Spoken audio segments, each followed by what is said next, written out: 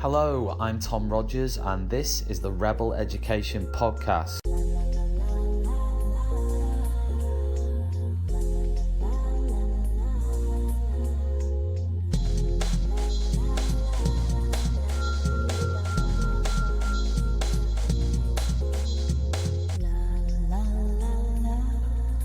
Hello and welcome to another episode of the Rebel Education Podcast with myself, Tom Rogers. I'm joined by a very special guest today, Abed Ahmed, who works at a school in Birmingham. Abed, do you want to say hello to everybody? Hello, everyone. Hey. And it's on your podcast. Thank you. Thanks for coming on. It's a real honour to have you on the podcast because very recently, as I'm sure people may know, you were named, is it TES Teacher of the Year? Yeah. So yeah, go on. Yes. Yeah. What an amazing accolade to win. Just before I talk more about filling people in on what we're going to be talking about on the podcast, can you just introduce yourself to the listeners and tell them a little bit more about your journey into teaching, why you became a teacher, and why you enjoy it? Okay. So I knew that I wanted to become a teacher at the age of 15.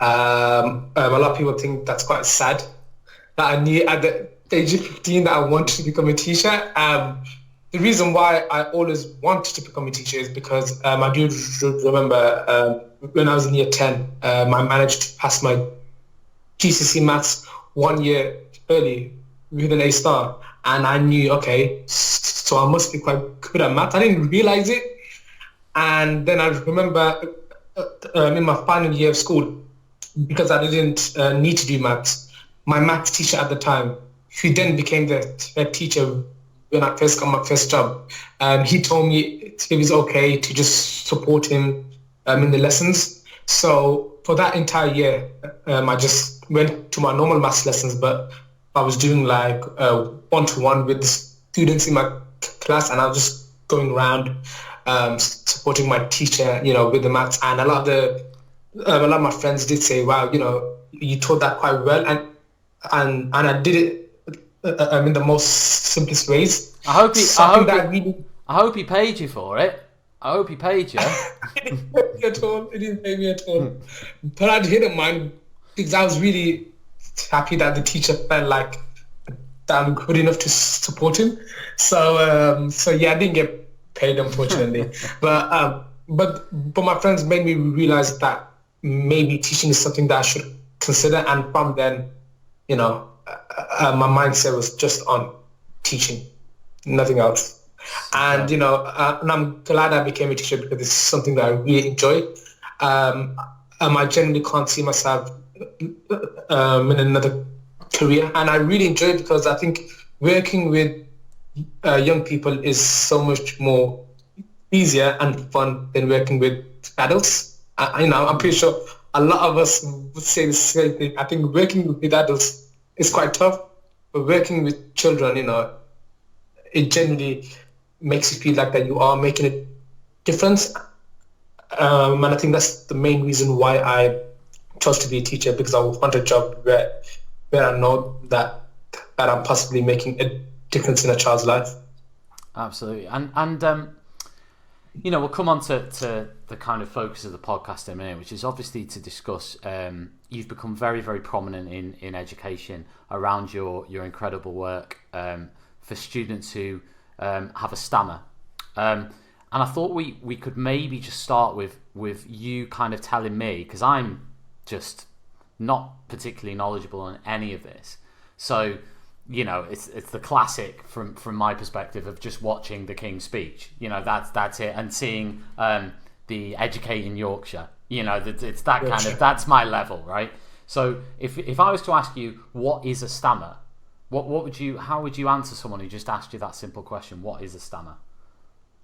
Okay, first things first, a stammer, or sometimes known as a stutter, it's basically a neurological disorder, and there's actually not that much research into it, but the facts that we know is that it affects around 1% of the general population and up to around 5% of the children population. And, for most people who stammer, it's something that they get when they're about 4 years old. So when they learn to speak. And usually for those that do start at that age, it tends to stay with them for the rest of their lives. And, some kids do develop a stammer at the age of 6, 7, 8, and 9. So it can start at a much later age. For some, the stammer might go away after a couple of years. And what research thinks is that could be down to just hormonal changes or some kind of trauma that they faced in life. Some people develop a stammer after having a stroke. I did have a student that started to stammer when he fell off his bike and he bumped his head, and since then he's just stammered up for life. So there are, different stages in people's life when they can develop a stammer. For those that do stammer, and it tends to go away after a couple of years, like we do think that's probably just down to some kind of hormonal changes. For majority of people who stammer, it lasts for a lifetime, and it's something that you just can't get rid of. The only thing that you can do is try and manage it a bit more better. And stammering, it's a wide spectrum. So you might get some people that have a severe stammer, some with a mild, moderate, and some you can't really tell at all. But the feelings behind it are still the same. So stammering could come in the form of blocking. So personally, myself, I really block on vowels. So I can't even say my own name because I genuinely struggle. Wow. Starts with a vowel. And for majority of people, they'll tell you the same thing, that they really struggle on their name. Yeah. Other people might prolong on certain sounds and certain words. And the best way to describe it, sometimes it feels like, sorry, is my phone vibrating? It's all right. I'd just take the call if I were you. Sorry, no, that's fine. So, the best way to describe it is sometimes it feels like someone's strangling you. Okay. So it physically gets tiring as well. Yeah. And there's a lot of mental things behind it. So simple things like talking on the phone is quite difficult. Being put on the spot is difficult.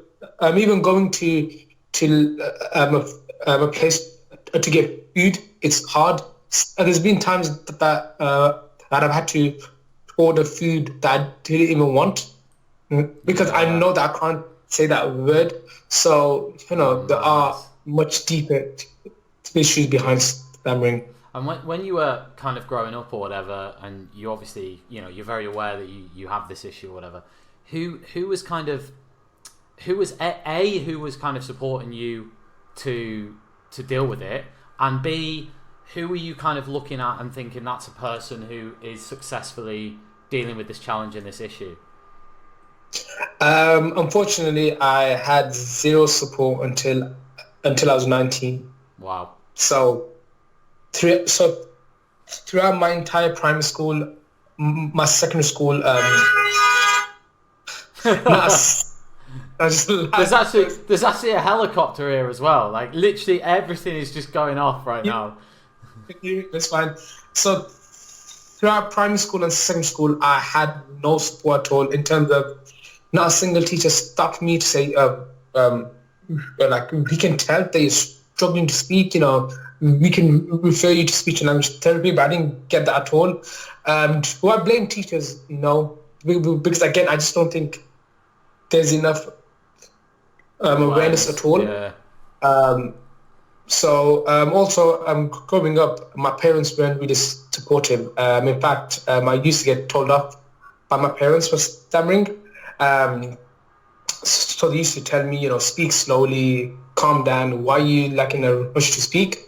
At that point, I didn't realize that my parents were speech and language therapists. So growing up was quite tough because I just didn't get that support from family. So I Yeah. felt really isolated in the sense that, you know what, this is something that I need to deal with myself. And I didn't even meet another person who stammered. I didn't even go on to Google to search what stammering was, because it was something that I just kept inside. I just didn't want to face it. So thankfully, um, my friends or family didn't speak about it, because it was something that I felt quite embarrassed about as well. Yeah, yeah, of course. Um, and again, I don't blame my parents, because I think within South Asian community there are a lot of taboo subjects, and I just felt like this is something that I really can't talk about Yeah. with my family. So it was only until 19, when I was in sixth form, I referred myself to speech and language therapy, because I was scared about going to uni and finally meeting new people, and I started to get really anxious about it. Yeah, I can imagine. I can't imagine like not having this support structure or anybody who kind of understands what's going on. That's really difficult. I mean, did you experience in school any kind of bullying or any issues of that nature in secondary school or?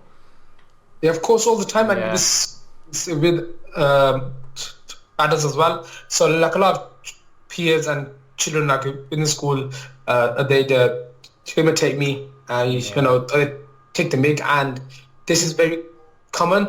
A lot of the students that I work with who stammer, they tell me the same thing, that so there's a few people that they imitate us and stuff. Of course, I then tell them the protocol they need to tell a teacher, and will follow it up.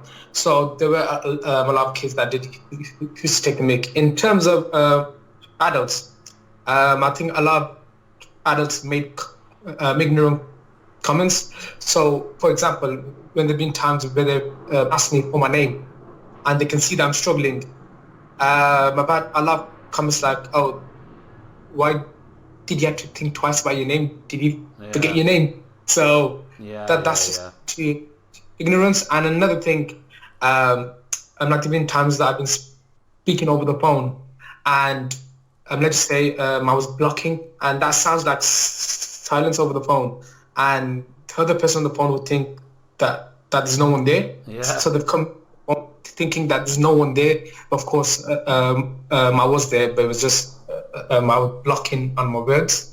When So you when you say some when you say blocking, what would you say that means to? so block. So personally, I block on vowels. Ah, So if I okay, try, it's particular words or sounds. Yeah, so it just sounds like silence. Like I'm just like the yeah, words are not coming out. yeah, So it's yeah, like yeah, yeah. yeah. That is so tough. Yeah, and obviously you've started a PGCE. Now for anybody, including myself or anybody else who goes into teaching, this is like a super tough experience because you're standing up in front of a class for the first time. Your mentor goes out the room or whatever. How did students react to you in that situation, and how was it okay, or was it kind of terrifying? Was it harrowing? Did it go better or worse than you thought it would? Something that I've always learned in speech and language therapy was disclosure. So I always told all my classes at the start of the year the truth. I told them, by the way, I do have a stammer, so you might realize that I do get stuck on certain words, and I just appreciate it if you just be patient and you just wait. And the response was quite good, as in like a lot of my pupils have always been extremely respectful towards it. And I felt like they appreciated it a bit more, and they've acknowledged that that stammering is something that has not stopped me from becoming a teacher. So quite surprisingly, a lot of the kids have been really nice about it. Of course, my PhD was tough. I'd still go about far saying that that was my toughest year of It's my it, life. it's That's interesting. just You touched on that earlier. I mean, about it's surprising that the kids would be like that, but sometimes, and you've already touched on this, is that it can be surprising how children can be actually much more receptive and understanding than adults. at times. Yes. For whatever reason, they see things through a different lens. And would you say that's been true for you in terms of your experience working in schools? That is true, and I think it goes back to my first point that working with kids it's so much more easier. I think kids they just see teachers as robots with no feelings, and they just have a certain perception of us. And I think if you do show them slightly your human side, they tend to accept it a bit more, and they tend to respond a bit more better. So I think in that sense, that's why I found kids were a lot more respectful and accepting, because they probably found out, wow, this is not like the normal robots. So it does actually have feelings. It does actually go through hardship. So therefore, he might be someone that we can relate to. So I think that's why they become quite respectful. I can tell you a story. Again, this is a very, very small percentage. I'd say like 0.01%. Of course, there have been lessons, especially like new students. I've heard at the back of the lesson laughing or taking the mick on my stammer. I've heard that a lot. It's usually if I'm covering a lesson, so students that I don't really teach. And there were a lot of times when their peers have noticed that and they told them off. So they have told them off, like, why are you laughing at sir? Yeah. Something to laugh about. And that made me feel quite very proud of the fact that... Yeah, that's lovely. When you get that loyalty from kids and that understanding, I just think it's one of the most amazing things to actually witness as well. When a kid who you don't expect to do something like that does it. So I can really, really imagine that. And actually that's a credit to you, because it shows that you've built a really good relationship up with the kids you've been teaching. If there's kids willing to do that with the peers, that shows that they've got a lot of time and respect for you. We mentioned the bit about teaching and the challenges there, and you've mentioned there one kind of bad experience, which you said was almost like a 0.01% of probably what you've been through. But what would you say the other challenges have been with teaching with a stammer? What are the things that make it more difficult? Part of the in terms of the teaching job, personally, I still struggle a lot in meetings. So, meetings, I just really struggle to get myself out there. Sometimes I feel like in a school environment, you do get a lot of the teachers that speak a lot, and you just think, how do I get my words out? And I feel like, in department meetings, if you're sitting down, I just really struggle. I stammer a lot. Again, I don't know why. If I was standing and talking as if it was a presentation, it's totally fine. But if I'm sitting in a close meeting, I just can't do it. Also, in job interviews, it's my worst thing. So my stammer is like 10 times more. And I think that's obviously because of, firstly, there's a lot of nerves. And when you're nervous, you stammer a lot more. That's even for people that don't stammer.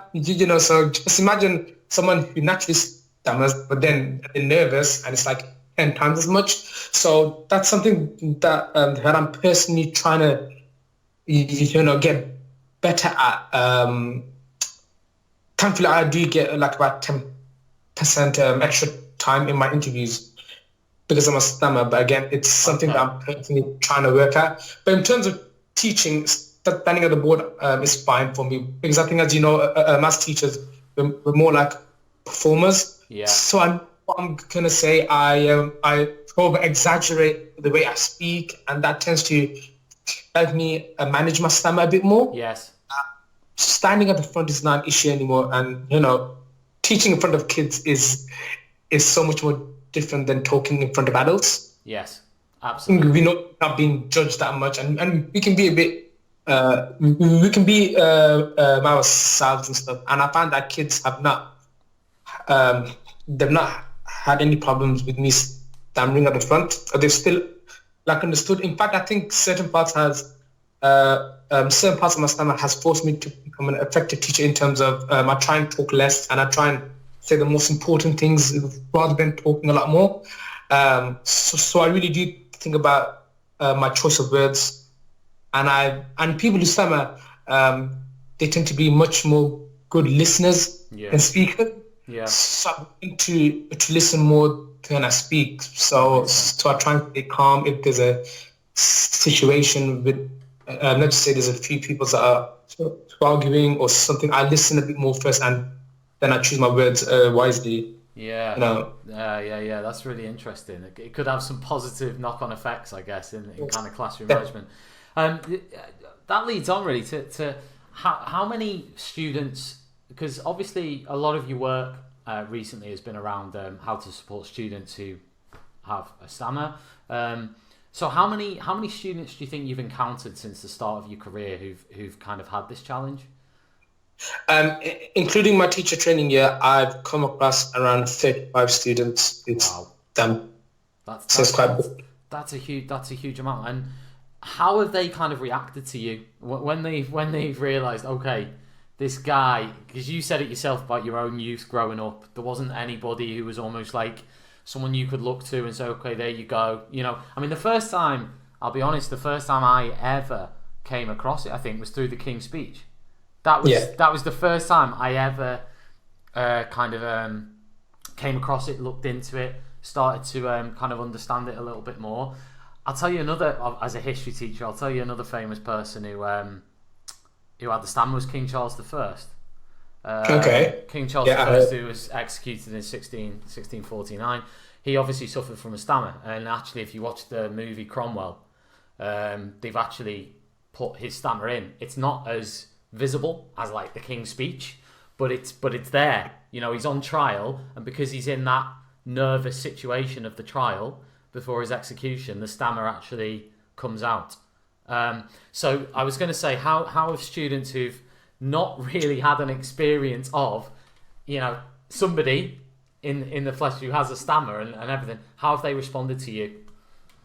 I think at first it's always with a bit of shock. Like if you can see the faces in my first ever stammer support group, there's always a face of shock, and at the same time I think a face of relief. And they're like relief that, you know, there is actually someone here that stammers as well. And I would like to think that they think that, okay, there's a teacher here who, you know, the job of a teacher is probably to speak for majority of the time, and the fact that he's gone on to become a teacher despite the fact he's got a stammer, I do hope they can see that as something for them to be motivated. And I have found that they have developing confidence over the year. Yeah, of course. So like in this support group, so like in my current school, my school has been so nice enough to give me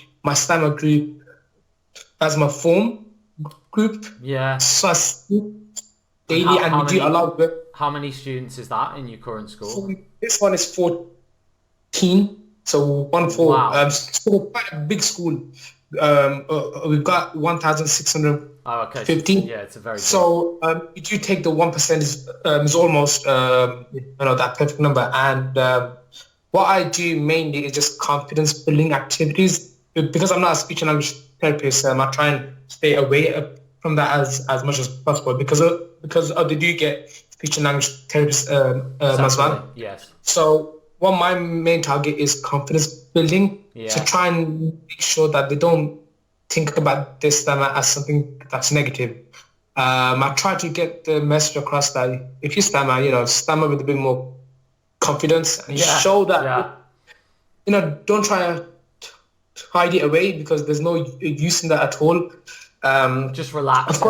Just try and relax a bit, is what you're saying. Yeah. So I try. At the start of this support group, I gave them a chance to talk about their feelings, because I think people who stammer, they tend to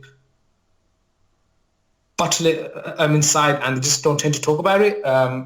Like myself, I didn't talk about it until I was 19. But I try and get them into the habit of talking about it and disclosing it a bit more. Because I think the best way to get through your stammer is to accept it I think speech and language therapy is trying to teach that a bit more now to accept your stammer, and the sooner you do, the better you feel about yourself. So those are the things, and the confidence building activities are just like fun games where they need to talk. We even practice real life situations. So I've told them, no matter what, despite having a stammer, you will still have to do some sort of presentations in your life. You'll have to do like interviews. You'll have to speak over the phone. So Podcast. So podcast. So we'll have to.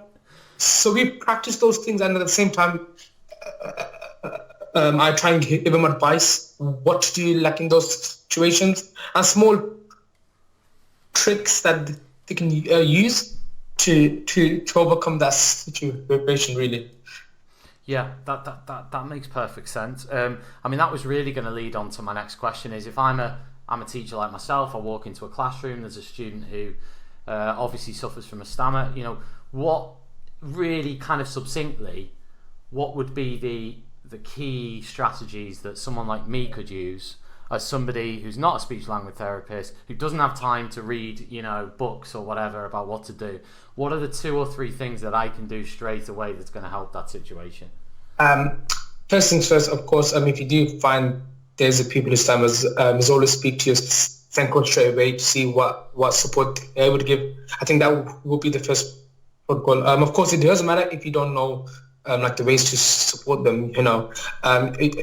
Your SENCO is most likely to be able to advise you. But basic things like talk to your children a bit more, not just in lesson time, but in the corridors, because that's where you build a lot of your relationships with people. And you might notice that there's a kid who stammers by just speaking with them. But in terms of within your lesson, if you do know there is a child who stammers, speak to them before and try and find out how you can support them, and chances are they will tell you.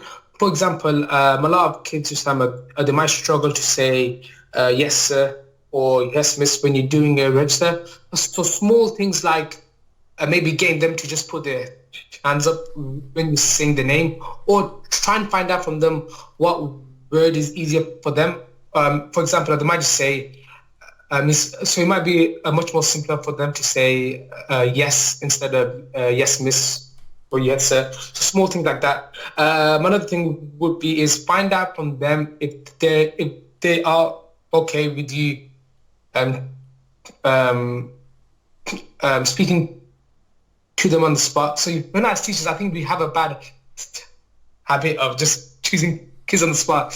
I think that's purely because we know that they're not paying attention, and it's just like, So I think just speak with them beforehand and see if they are okay with it. What you might be surprised is the majority of kids who stammer are still okay with it. They're okay with you picking them on the spot. Just give them a bit more time to speak.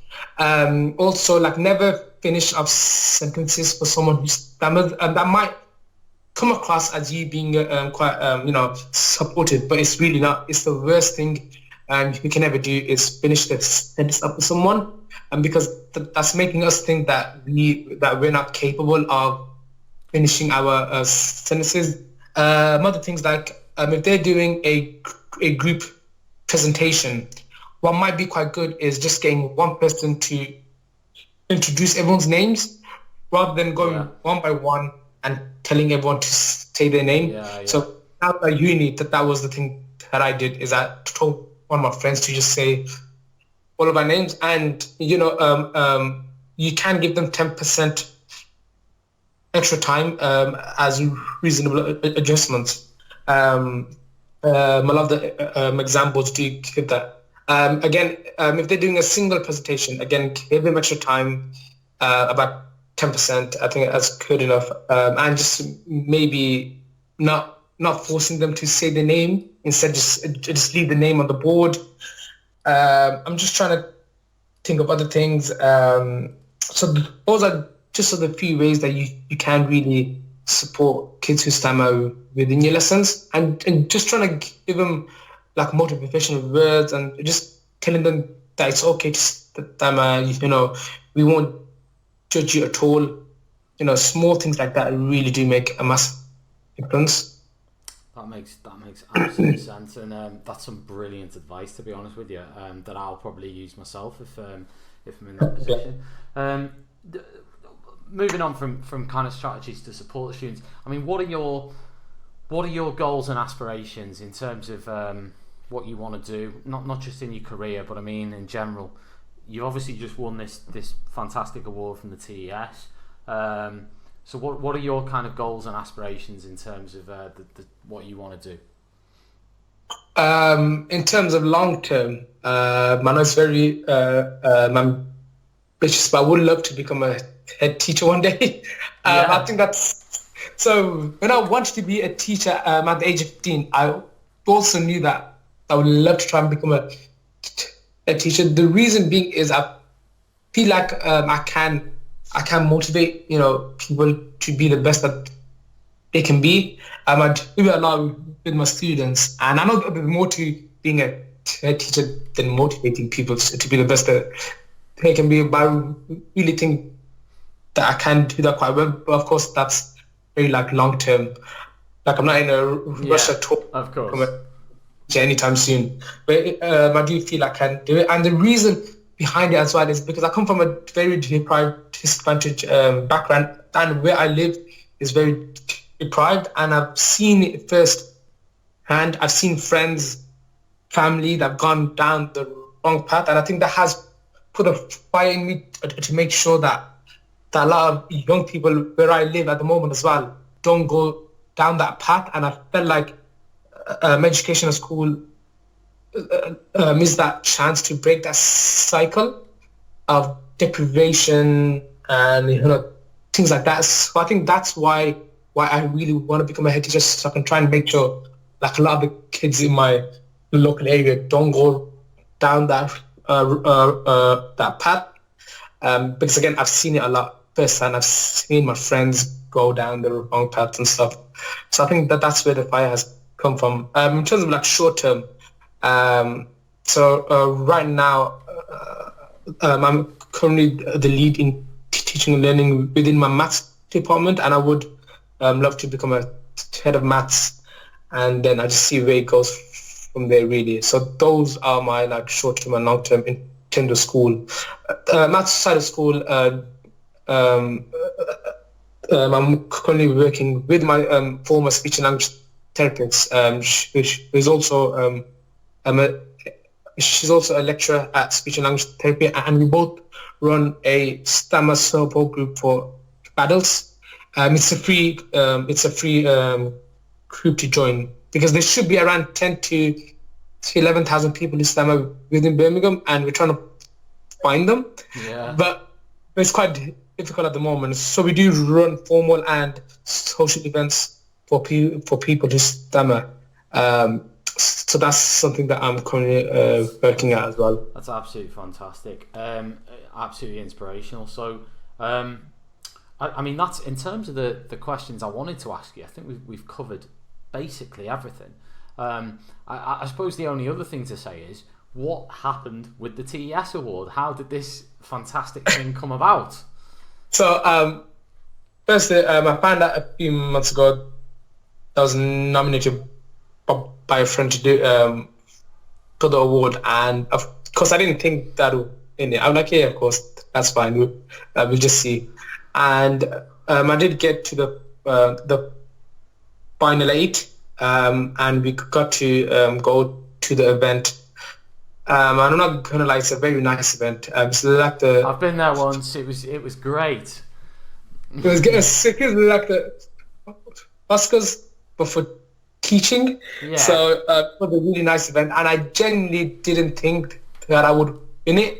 That day I didn't even wear matching socks. I was that confident that I won't go on stage. It was nice fight, because I couldn't find my socks that day, so I wore one blue and one red one. So I was literally that confident that I won't be going on stage. And the dress code was, I think it was a black tie event. I didn't even wear a black tie event at all. I just wore a grey trousers and a grey waistcoat. I didn't wear a tie. Great. That's fine. Waistcoat and grey pants. Can't go wrong. And also, but then when they did say my name, I was genuinely shocked. I was like, what? Yeah, Okay, yeah. but it was nice. It was really nice. That's absolutely amazing. Abed, it's been an absolute pleasure talking to you today. You've inspired me, and I'm sure you'll be inspiring a lot of people listening to this podcast. If you want to download this podcast, you can do so on Spotify, iTunes, Podbean, and YouTube. It'll be available on all of those. If you want to comment on anything that we've talked about, please do so via Twitter account I'm on @Rogers History. And what's your Twitter handle? Stammer _teacher. Stammer_teacher @Stammer_teacher. So you can contact either of us if you have any questions or if you want to give us any feedback on this podcast. I'll be back very soon again with another episode of the Rebel Education Podcast. Abed, it's been an absolute pleasure, and thanks very much for joining me. And we're going to say bye now. Can you say bye to everyone? Bye, everyone. Bye, everybody. Cheers. Bye.